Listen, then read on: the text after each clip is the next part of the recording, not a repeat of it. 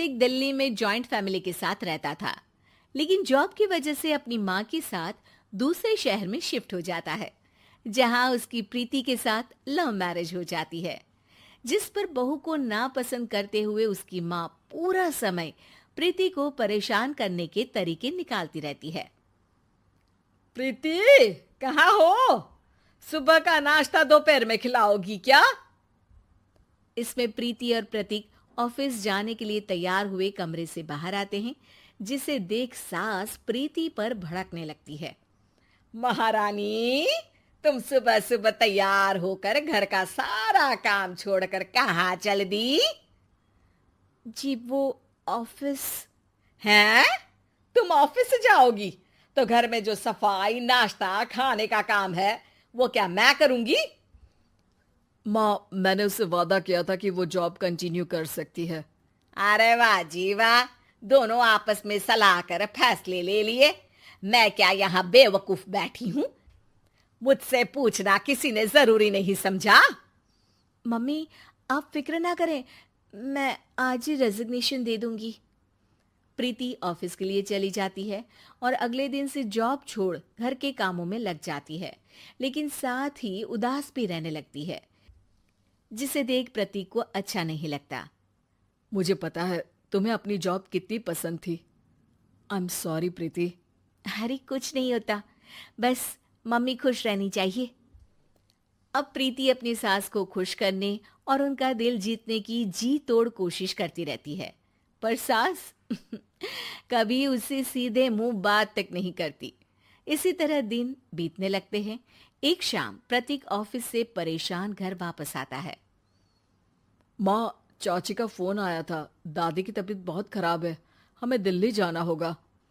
पति की बात सुन प्रीति तो पैकिंग शुरू भी कर देती है, पर माँ वहीं बूत बनी खड़ी रह जाती है।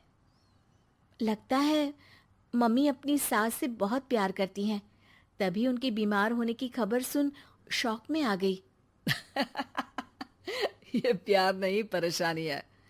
तुम तो ऐसे सोचो कि अब से जब तक दिल्ली में हो तुम्हारे अच्छे दिन शुरू। अच्छा, ऐसा क्या है दिल्ली में? वो तुम्हें कुछ ही घंटों में पता चल जाएगा।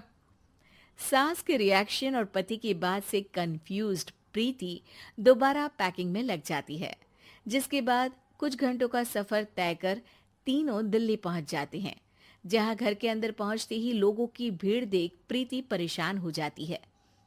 हे भगवान, इतनी भीड़! प्रतीक, कहीं तुम्हारी दादी को कुछ हो तो नहीं गया ना? पागल, ये भीड़ नहीं, मेरा परिवार है।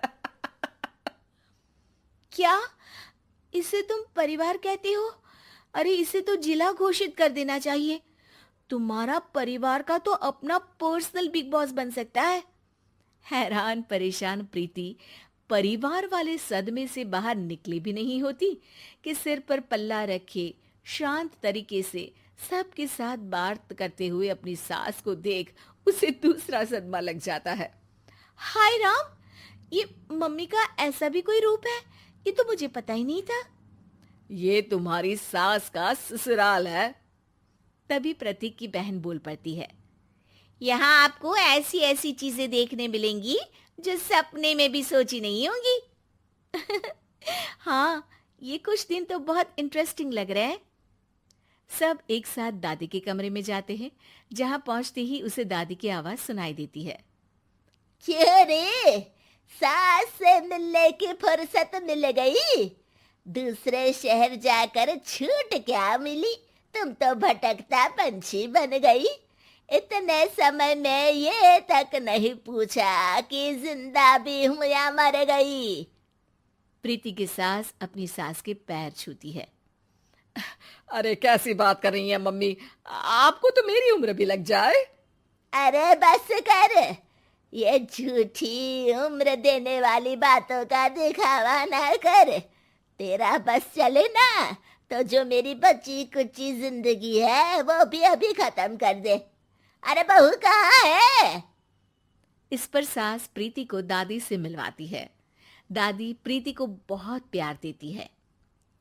क्यों बहू, तेरी ये सास परेशान तो नहीं करती ना? अगर करती है तो अभी बता दे, मैं इसकी क्लास लगा दूंगी।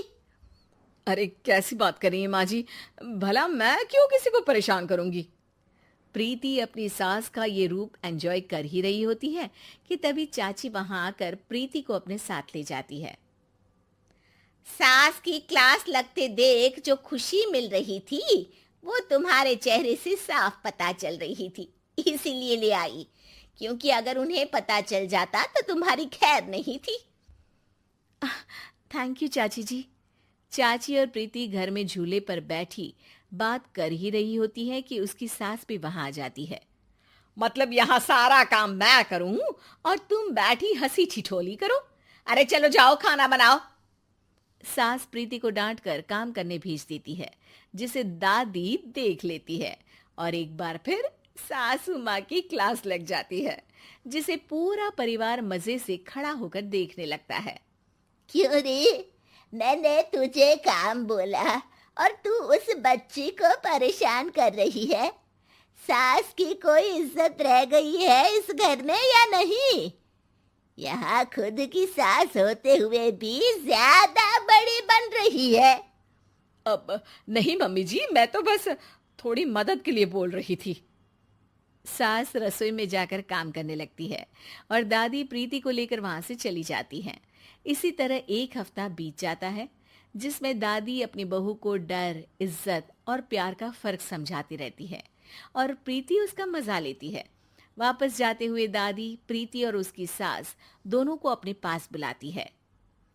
मेरी बहू जिद्दी और अड़ियल है, इसलिए उससे हमेशा सही काम करवाने के लिए मुझे सख्ती करनी पड़ती है।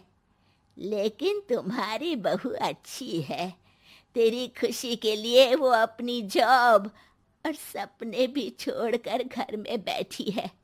अपनी बहू के साथ प्यार से रहो। और प्रीति, अगर अभी भी तुम्हारी सास परेशान करे ना, तो फिर तुम्हें पता चल ही गया है कि शिकायत कहाँ करनी है। जी, अपनी सास की ससुराल में उनकी सासू माँ के पास।